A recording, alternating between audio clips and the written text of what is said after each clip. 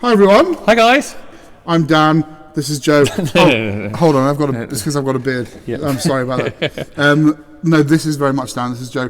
Today we just wanted to say hello. It's been a little while, but I think sometimes you need a break from us because we're quite intense, aren't we? We're a lot. Yeah. We're a lot to handle. Too hot to hold. Too cool for school. We're not. Today, Dan. This is our second sort of excursion into the world of perfume Oscars, would you say? It's sort of third. The first year around, we just dipped our toes in. Yes. Last year, we really went full body, and we're carrying on full frontal this year. Yeah. So the first year, we dipped our toes in. Last year, we went Will Smith. This year, we're going... What are we going? I don't know. Well, I don't know. Full steam. This is the Art and Olfaction Awards. Which is our industry's Oscars. Yes, absolutely. And... We were discussing this a bit earlier. You know, I suppose our video output has maybe slowed down a bit. I think the face of the world of fragrances kind of changed, especially niche fragrances changed a lot over the last, 4 years that we've been doing videos. That new perfume houses, new perfumes are being churned out left, right, and centre. It's really difficult to keep on top of things, and I'm sure there are lots of houses out there that we should try and we should explore, but it feels quite overwhelming, let alone for your general consumer. So it feels great that somebody else has done the work, and a body has got together and decided, okay, we've had lots of nominations for recent releases, and these are some which we've selected. Yeah.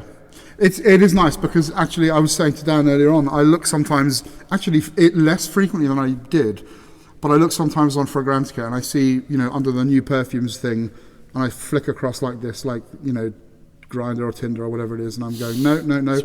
Swipe along. And actually, you'll see like a new house that I've never heard of in my life, and there are 12 perfumes, bam, bam, bam. And I think, okay, I'll click on each of them and have a look. There's probably not even a review up yet because it's brand new, it hasn't been heard of. And of course, this is the way it goes, and there's lots of stuff being released, and we're probably missing loads of stuff because it's just too much. And but it is overwhelming. But I think the easy reaction for us to that is we're thinking, it's so overwhelming, let's go back to things we know, your Prin Lombros, your Antonio Gardoni, your... which we still love, of course. All these perfumers which we know and love. So we could end up covering the same thing over and over again. So it's great to see these lists. Look, here, I've got pages and pages of notes of these nominees, these finalists. We're going to be covering some of the independent category and some of the artisan category. I'll just remind you of the criteria because we I'm still not. We don't always grey, isn't it? Yeah. So we're just going to be sorry. It's independent and artisan category. Those are the only two we're going to be looking at fragrances of. So the artisan category is for perfume brands that are owned or co-owned by the brand's primary perfumer, who initiated and created the submitted perfumes formula in-house. So that's the artisan category. There is also the independent category for brands that employed an external perfumer or fragrance house to initiate and create the formula for the submitted perfume, then released under the brand's name. Yeah. We're not going to read you out all of these lists of these perfumes. That's exciting. It's exciting and it's interesting, but I think it makes for quite a boring video. I think you can go and we'll put the link underneath. You can go and check these out. What I will say about both of these categories is there's just a lot I don't recognise. Yeah, it's kind of exciting, but exciting. I think in the past there were quite a few brands we recognised and quite a few perfumers. Here there are a few perfumers, hardly any brands, like maybe 1, 2, 3 brands out of almost 20 fragrances. Do you know what I wonder? I've just literally thought this now in this moment. I wonder if any of this has anything to do with the pandemic. Whether people that sort of were thinking about getting into perfume making suddenly decided, oh, actually now's the time for me to. Very much. I mean, I think that could be the case. I mean, financially, risky, I obviously, think but lots of artistically. people. I mean, I know lots of people that have kind of changed career. Rethinking things. And if you look, Boris has changed career. well, yeah, Liz Truss changed careers. Yeah. Inspiring. If you go onto the Art and Olfaction Awards finalist list, you can see the full list, and there are lots of new perfume houses. There are lots of, especially in the artisan category, there are perfumers releasing their own lines for the first time. Yeah. So I think you're absolutely right. There are people who have kind of changed career, changed direction. There are also amongst this list, there are not only companies we haven't heard of. There are solid perfumes. There are natural perfumes. There are perfumes released by shaving companies. There are I want to explore that a bit more, actually. Perfumes released by companies or shops that do metaphysical products and crystals. There, it's not your bog standard niche perfume list at all. So we've got lots of surprises. Lots of people who are just selling on Etsy. So at the time of recording, they announced these finalists a few weeks ago. And they're going to have the finals in a few weeks. There's quite a short window on this occasion. Unlike last year, we had a few months, so we're not going to be able to cover everything before the final at all. But we'll make a start. We will just keep carrying on. Maybe we should talk about last year, because it was interesting that we kind of picked quite a lot of the winners. Well, of course. But it was interesting to see that we happened to be in sync.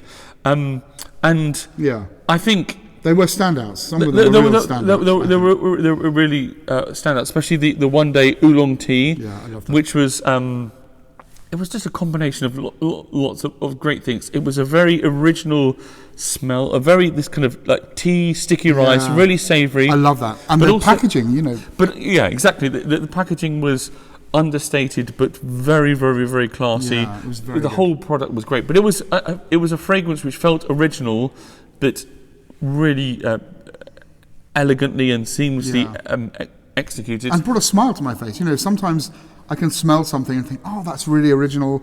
That's strange. That's exciting. That smells of, a tree in the middle of a forest with a meteor having struck it. Great. But sometimes you want a perfume that just makes you smile and go, that makes me feel really happy. I think that's I enjoyed that. I've at the point of recording, I have tried 4 of these finalists so far, and I think what I'm looking for, if that's the right way of talking about it, is sniffing for. Sniffing for is something original, an original voice, but also something which is well executed. If it's just original, it could also smell disgusting. It's got to smell good, and I've got to think it's been, it's a great. Not just a great idea, but a great composition as well. Yeah. And I think Oolong Tea was a great example of that. Then there was also the Mayan Chocolate by Ether Arts, which was just so original. I've never really good. smelt something like that. And then the Infieri Garden of the Monsters, which wasn't actually a winner, but it's one that we both really, really loved. That was lovely. Yeah. It was this big, complex, slightly vintage-leaning floral with a lot going on. Chewy and delicious. And then there was also the Saskia, that Christoph Laudemiel fragrance, which was one of the winners, which kind of captured a florist, and not really just the flowers, but the stems, the plastic packaging, the pots, the whole kind of picture. I still want to smell the zoo range from him. Yeah, that's one we need to look into. So this kind of short video is shortish. It's just a sort of a preamble. Yeah, just to let you know that we're still here and that we have a little mission for the next few weeks, don't we? So we will cover as many as we can. We're not going to be able to cover lots before the finalists are announced, but we will plough on regardless. But we can carry on afterwards, can't we? And just talk about them. And the thing is, some of these entrants go back to sort of January, February 2022. Yeah. So this is a long. Yeah. It's a long sort of stretch. Yeah, This isn't something hot off the press yesterday that we have to talk about. But it'd be interesting to know your thoughts on, whether you think, is this relevant? Is it interesting? Is it a good way of navigating new releases when there's, such a kind of like a plethora of new fragrances? Yeah. How do you people find stuff? How do you sort of spend some time online or otherwise finding perfume houses you might be interested? Is it videos like YouTube and the kind of thing we do? Is it books? Is it art? The Art and Olfaction Awards. Because when how do you know? When these fragrances which have been selected have been selected blind by a panel. Yeah. So they're not seeing names or brands or prices or packaging or anything like That's that. That's very good, actually. They're going on smell, which is, and we're not just going to talk about smell. We are going to talk about. We're certainly going to mention price, maybe not packaging, because on the whole we're going to be using samples. But I don't think we can separate. It's nice to have the whole price, especially. Anyway, I think that's enough for now. We're going to get stuck into it and start. I think we should both go for a nose massage just to get ready just to limber prepare up. ourselves. We're going to do some stretches, and we'll see you there. Bye. Till next time, happy sniffing.